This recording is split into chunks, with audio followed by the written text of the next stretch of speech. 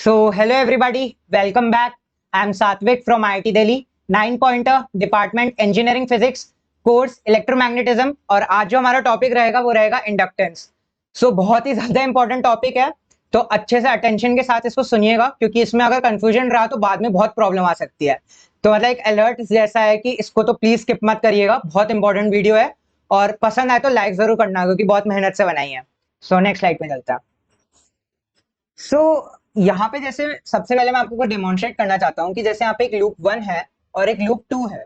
ठीक है, लूप 1 के अंदर अगर एक स्टेडी करंट I1 हम फ्लो करते हैं, मतलब लूप 1 के अंदर कोई ईएमएफ सोर्स है जो I1 का स्टेडी करंट उसके अंदर फ्लो कर रहा है, constant I1 current. So it produce इस I1 के कारण जैसे लूप में जो है B1 मैग्नेटिक फील्ड वो प्रोड्यूस कर रहा होगा। So it produces a field B1। Some of the field lines of B1, अगर मैं लिख दूं यहाँ पे of B1 passes through B2। आप देख सकते हैं कि सॉरी, पासेस थ्रू लूप 2। तो यहाँ पे जैसे लूप 2 यहाँ पे था, तो यहाँ से आप देख सकते हैं कि B1 की कुछ जो मैग्नेटिक फील्ड लाइंस है वो लूप 2 से पास हो रही है। Let phi 2 be the flux of B1 through 2। मतलब फाई 2 क्या है? फाई 2 है इस B1 के कारण, मैं लिख देता हूं B1 के कारण लूप 2 में फ्लक्स। B1 के कारण लूप 2 में कितना फ्लक्स है वो हम देख रहे हैं, उसको फाई 2 कह रहे हैं। ठीक है, so you might have a tough time calculating B1। कोई भी आर्बिट्री लूप के लिए अगर उसमें करंट I1 दे दिया जाए और आपको कह दिया जाए कि चलिए इसका मैग्नेटिक फील्ड आप बताइए पूरे स्पेस में एट एवरी पॉइंट क्या होगा, तो बहुत ज्यादा मुश्किल है ये, क्योंकि कोई भी आर्बिट्री शेप के लिए नहीं बता सकते, क्योंकि सिमेट्री जरूरी होती है। सो बहुत टफ होता है इसको कैलकुलेट करना। तो but take a glance at Biot Savart law. तो जो बायो सावर्ट लॉ है उस पर एक बार नजर डालते हैं, मे बी हमको कुछ इंटरेस्टिंग रिजल्ट्स मिले। तो यहाँ पे जैसे मैंने लिख रखा है B1 is equal to mu naught upon 4 pi. I1 constant था इसलिए मैंने इंटीग्रल से बाहर ले लिया, वैसे भी बाहर ही आएगा वो। तो I1 इंटीग्रल ऑफ DL1। ये जो DL1 वेक्टर है ये आप देख सकते हैं यहाँ पे जैसे इस डायग्राम में शो भी हो रखा है, सेकेंड डायग्राम में लूप का DL1। और जिस पॉइंट पे पता करना है वो उससे जो डिस्टेंस होता है वो होता है R। तो वो हमने DL1 cross R by R square.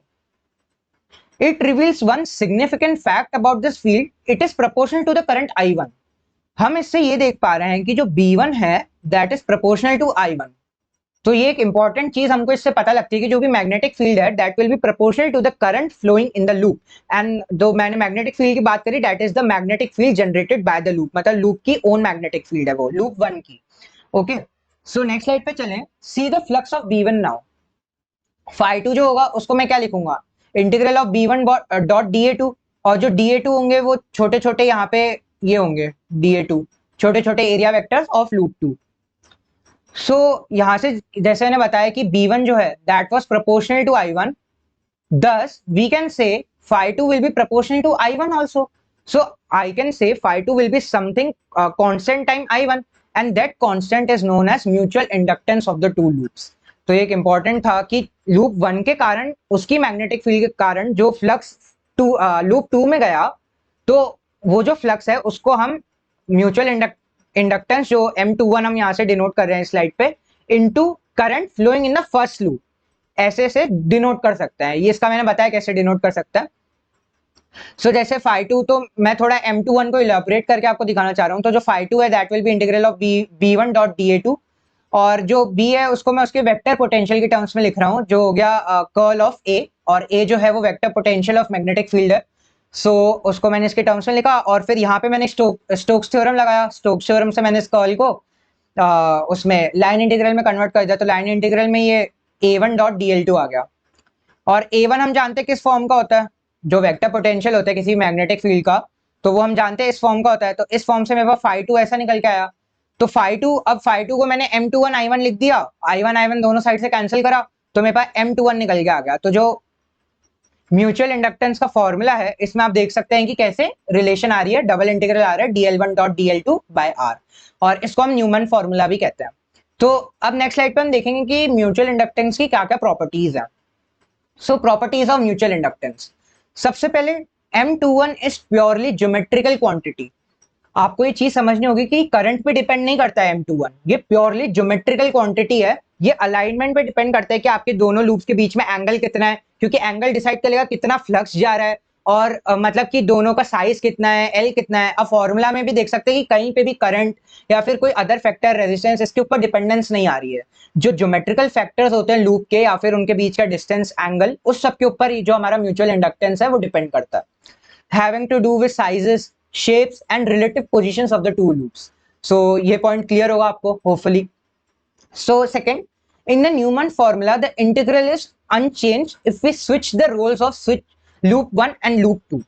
एक चीज यहाँ पे देखिए, बहुत इंपॉर्टेंट है, ये रेसिप्रोसिटी फॉर्मूला से भी जाना जाता है। तो जैसे कि आप यहाँ पे देख सकते हैं, अगर मैं ऐसा करता, जैसे अभी तो मैंने क्या करा कि लूप 1 के अंदर करंट दौड़ाया कांस्टेंट और लूप 2 के अंदर फ्लक्स लिखा। उल्टा करता मैं, लूप 2 के अंदर करंट दौड़ाता और लूप 1 के अंदर फ्लक्स लिखता, तो उसके इंटीग्रल में ये जो दो इंटीग्रल आप यहाँ पे देख रहे हैं, बस ये एक्सचेंज हो जाते हैं। पहले वहां पे dl1 का dl2 करते, यहाँ पे dl2 का dl1 कर रहे हैं इंटीग्रल। सो आप देख पा रहे हैं उससे m21 पे कोई इफेक्ट नहीं पड़ेगा, क्योंकि इंटीग्रल में एक्सचेंज दोनों को इंटरचेंज कर सकता हूँ, कोई प्रॉब्लम नहीं है उसके अंदर मैथमेटिकली। तो इससे हमारे पास एक बहुत इंपॉर्टेंट चीज निकल के आती है कि it follows that m21 is equal to m12। Mutual inductance के ऊपर कोई इफेक्ट नहीं पड़ेगा अगर दोनों का रोल इंटरचेंज कर दिया जाए। तो आगे वाले पैराग्राफ में ये और इलैबोरेटली एक्सप्लेन्ड है, तो प्लीज उसको अटेंशन से सुनिएगा। This is an astonishing conclusion, whatever the shapes and positions of the loop, the flux through 2 when we ran a current I around 1 is identical to the flux through 1 when we send the same current I around 2. इसको मैं एक बार वापस explain कर देता हूं। जैसे ये loop 1 था, ये लूप 2 था, ठीक है। तो मैंने लूप 1 से I1 एक कांस्टेंट करंट मेंटेन करा और लूप 2 में उसका फ्लक्स लिखा phi2, that comes out to be m21 I1, ठीक है। अब मैं दूसरा एक एक्सपेरिमेंट बनाया जिसमें सेम मैंने ऐसा ही रखा, लूप 2 के अंदर करंट दौड़ाया I1, सेम होना चाहिए यहाँ पे करंट इस प्रॉपर्टी के लिए। लूप 2 में दौड़ाया और यहाँ पे लिखा मैंने phi1, तो phi1 में लिखूंगा m12 और I1, current flowing through loop 2, ठीक है। और क्योंकि न्यूमैन फॉर्मूला से हमने देखा कि phi1 phi2 बराबर होंगे, तो उससे आप देख पा रहे हैं कि m12 और m21 ये इक्वल निकल के आएंगे। तो एक बहुत ही एस्टोनिशिंग फैक्ट और बहुत ही इंटरेस्टिंग फैक्ट है कि उनके रिलेटिव पोजीशंस के ऊपर ये प्रॉपर्टी डिपेंड ही नहीं करती है, दोनों के अंदर सेम फ्लक्स ही जाएगा। That's very important. सो यहाँ पे जैसे मैंने लिख भी रखा है, nature love symmetry and remember, बहुत सारी प्रॉब्लम्स के अंदर सिमेट्री से आधे आधे सेकंड के अंदर सॉल्यूशंस आ जाते हैं। तो सिमेट्री को बहुत, मतलब जो नेचर है उसे सिमेट्री बहुत बहुत बहुत ज्यादा पसंद है, तो ये एक इंपॉर्टेंट पॉइंट है। सो नाउ हम बात करते हैं, जैसे म्यूचुअल इंडक्टेंस की बात करी, अब एक और चीज है सेल्फ इंडक्टेंस। तो सेल्फ इंडक्टेंस क्या है, तो इसके ऊपर हम थोड़ी चर्चा करेंगे। सेल्फ इंडक्टेंस ये है कि जैसे अगर कोई लूप है, जैसे आप ये राइट साइड में देख सकते हैं आपकी स्क्रीन के, यहाँ एक लूप है, इससे करंट दौड़ाया, तो करंट के कारण ये मैग्नेटिक फील्ड क्रिएट करेगा, ठीक है। अब इसने मैग्नेटिक फील्ड क्रिएट करी खुद की, ये जो बी यहाँ पे दे रखा है खुद की मैग्नेटिक फील्ड है। तो इस खुद की मैग्नेटिक फील्ड के कारण कोई फ्लक्स नहीं जनरेट होगा लूप से, डेफिनेटली होगा।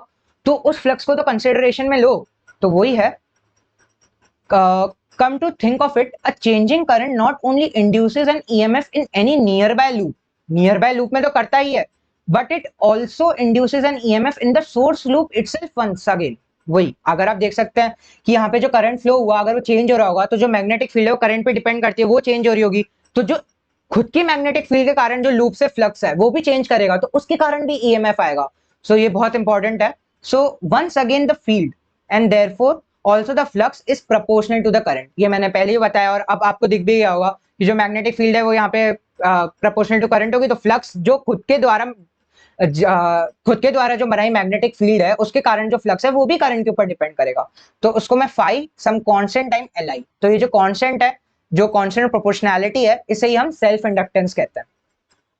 सो एज विद m यहाँ पे म्यूचुअल इंडक्टेंस है, it depends on the geometry, size and shape of the loop. ये भी करंट के ऊपर डिपेंड नहीं करता और कोई प्रॉपर्टी के ऊपर डिपेंड नहीं करता, बस ज्योमेट्रिकल प्रॉपर्टीज के ऊपर डिपेंड करता है, जो हो गई शेप और मतलब साइज ऑफ द लूप, मतलब कैसा है, area of cross section, length, इन सब के ऊपर डिपेंड करेगा, बाकी किसी चीज पे डिपेंड नहीं करेगा।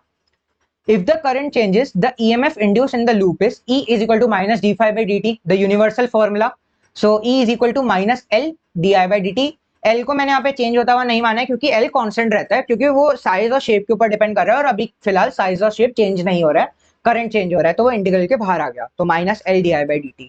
सो ये हमारा, इसको हम बैक EMF के नाम से भी जानते हैं, और बैक EMF के नाम से क्यों जानते हैं ये हम जल्दी डिस्कस करेंगे, वो बहुत ही इंपॉर्टेंट लेक्चर होगा। सो उसको तो प्लीज अच्छे से देखिएगा। सो बस यही है कि यहाँ पे यूनिट जो है एल की वो हेनरीज है और ये होती है वोल्ट पर सेकंड पर एम्पियर। सो इम्पोर्टेंट था। सेल्फ इंडक्टेंस, म्यूचुअल इंडक्टेंस ये बाद में बहुत इंपॉर्टेंट रोल प्ले करते हैं। सारी जो मैग्नेटिक एनर्जी और जो भी रिलेशंस होते हैं वो इन्हीं से रिलेटेड होता है। So it's very important to study them. So आज का वीडियो यहीं खत्म होता है। होपफुली आपको अच्छा लगा होगा। कुछ समझ में नहीं आया है तो प्लीज वापस जाके वॉच करिए, बहुत इंपॉर्टेंट टॉपिक है। तो यहीं खत्म करते हैं। Scan this QR code to know more about us the 9 pointer community and please follow us on Instagram and Telegram and please share and like the video. So thanks for watching. Enjoy physics and please come back to see more videos.